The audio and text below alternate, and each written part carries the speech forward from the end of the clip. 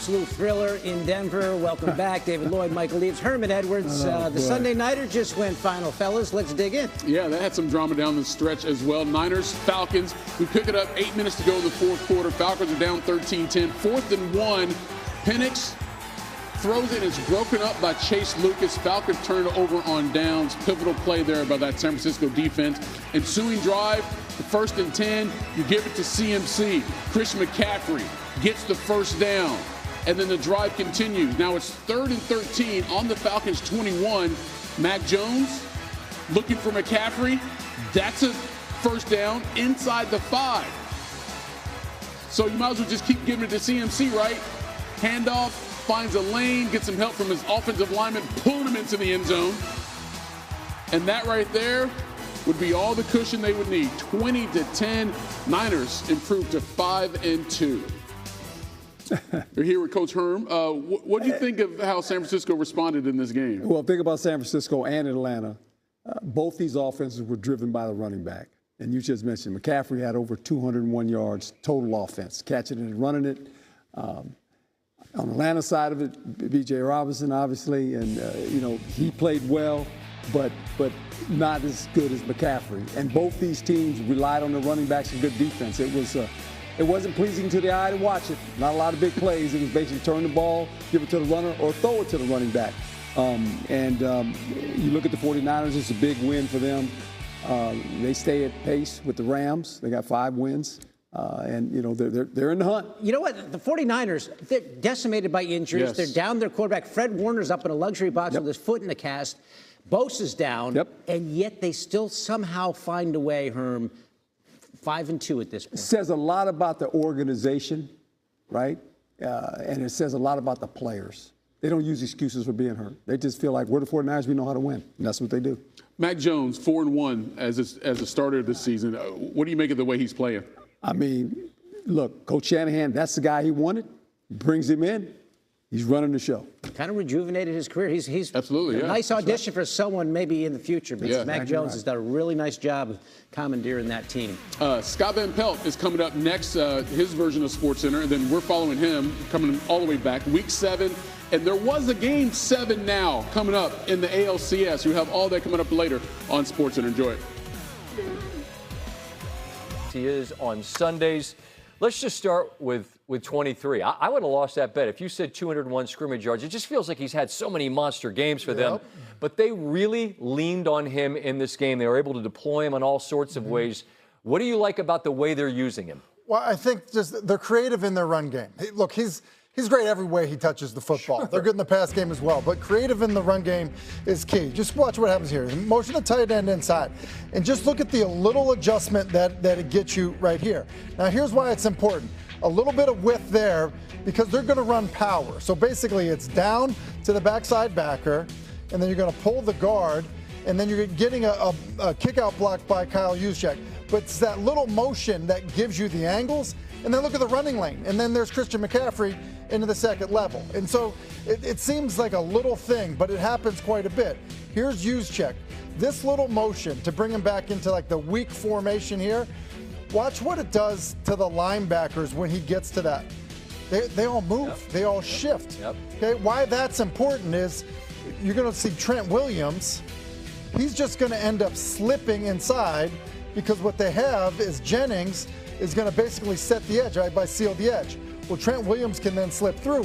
Remember those linebackers that reset when the backfield motion? Well, now you can cut it off, and now you're on the perimeter. So it's little stuff like that when people wonder, like, man, how come Kyle Shanahan's offenses always seem to be able to run the football well?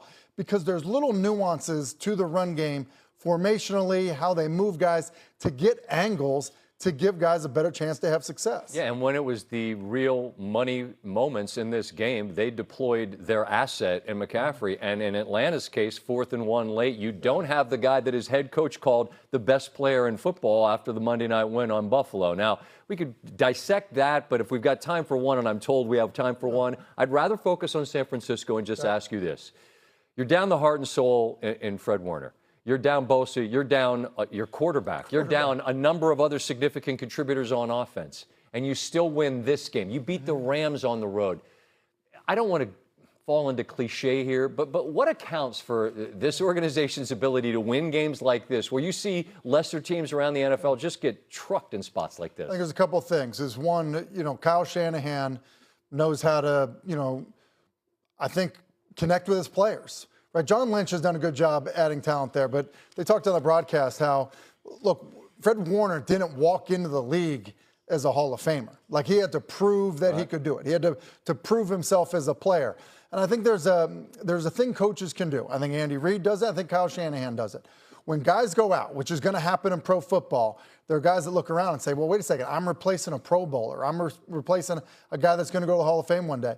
But when the coaches believe in the players, because they're the ones that they've chosen to be a part of that organization, and those guys play well, then all of a sudden, like, you can build off of that. And so, yeah, you might be playing with a bunch of backups, but it doesn't mean you can't have success with them. And you saw them on defense play a ferocious football game against a team that was awfully explosive on Monday night against Buffalo. They double up the Falcons and move to 5-2.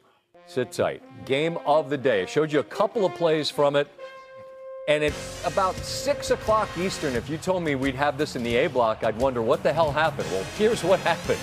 The Giants largely, they lead 7-0. It's 3rd and 11. Here comes Cam Scatteraboo, and he wants to make sure, boom, you can take that with you. He's going to deliver a blow and get his touchdown. Jude McAtomney. Oh, that's no good. It's just long enough that it's not a given. 13-0. So what? You're about to add to it as Tyrone Tracy here has a gigantic opening. That's as easy a score as you're going to see in the league on Sunday. Credit to that O-line. They go for 2. This would prove significant. Wan'Dale Robinson just shy of the goal line. But at this point, late third, you're up 19-0. Big whoop. Well, as it turns out, J.K. Dobbins, a toss left, and they've done nothing to this point. Nothing. Now, early fourth, Bo Nix. Something. This is the deflection off of Sutton. Does he get an assist on that? Troy Franklin touchdown. Go for 2. They get it. 19-8. Now 3rd and 17. Here's the deflection to Theo Johnson. And he's gone. So after Denver has that little glimmer of hope, it seems to have been fade to black with this. Giants up 26-8. 1,605 consecutive games where teams had an 18-point lead or greater in the final 6 minutes meant that team won. Denver cares not about my stupid graphic. Here comes Nix. He'll roll, takes it in. Again, they go for 2. Again, they get it. Now a 10-point game. Next Giants possession, we're under 5 to go. Dart, that's not a good throw. Justin Strnad picks it. Denver, an opportunity very quickly to score again. Broncos with Nix, same idea. This time he throws to R.J. Harvey, the rookie, and it's now a 3-point game. Ensuing Giant drive, and this is a very quick 3 and out as he's looking deep for Robinson, overthrows him. Broncos, 3rd and 11. This is as big a throw and big a moment as there was in this game. It's one of those classic underthrows where Marvin Mims Jr. sees it, makes a great play on it. Denver's in field goal range, but here goes Nix again. What a great play design, and he has got a wide open alley, and stunningly, Denver has the lead. But this young team, led by a couple of rookies in part on offense at key positions, they don't fold. This is 4th and 19. Dart to Robinson. A roughing the passer adds 15. Later in the drive, 3rd and 10. Missed extra point earlier, looming large because a field goal won't tie. Dart's got time because Denver's deploying most of their folks back deep.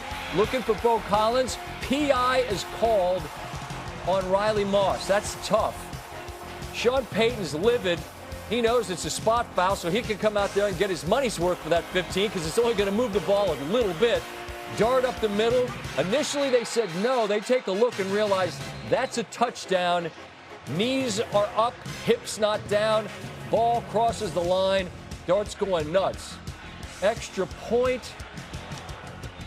and that's pushed wide right. The second missed extra point of the game, which now means Bo Nix, who suddenly in the thin air, if you can get to about here, you're in field goal range.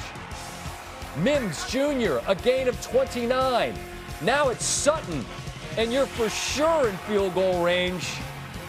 And it's Will Lutz, out of timeouts, clean operation, don't anyone jump, keep your poise, clock it. And now we need the kick to finish off this improbable victory. Snap, hold, toe meets leather, and Denver stunningly walks it off with a victory. Bo Nix on the comeback. I was thinking about how I was going to answer questions if we got shut out. Not where you want to be. And, at some point I knew we've done it before in the fourth quarter. We're going to, at some point we're going to go down and score. Now, maybe too late, we may not score enough, but at some point we're going to do it. We did it once we scored and got the 2-point conversion. We knew how to play all of a sudden. So it was just, I don't have many answers, but, we just kept fighting. Including Denver's victory on Sunday, teams who trail by 18 inside of 6 minutes now, 2 and 3,677 since the merger. The other to pull off this feat, the